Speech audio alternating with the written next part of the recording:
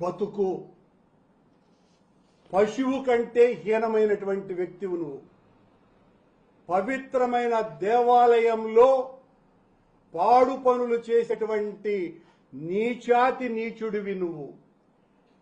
అసలు ముఖ్యమంత్రి అయిన చంద్రబాబు నాయుడు గారికే ఈ ఉత్తరం ఒక బ్రాహ్మణ తల్లి, భర్తను కోల్పోయిన వైదిక బ్రాహ్మణ తల్లి ఇంత ఆర్తనాదం చంద్రబాబు గారికి రాస్తే కూడా పట్టించుకోలేదు అంటే చంద్రబాబు నాయుడు గారు ఉద్దేశపూర్వకంగా ఇలాంటి నీచుణ్ణే టీటీడీలో ఉంచాలా అనేటువంటి అనుమానం ఎవరికైనా రాదా అండి?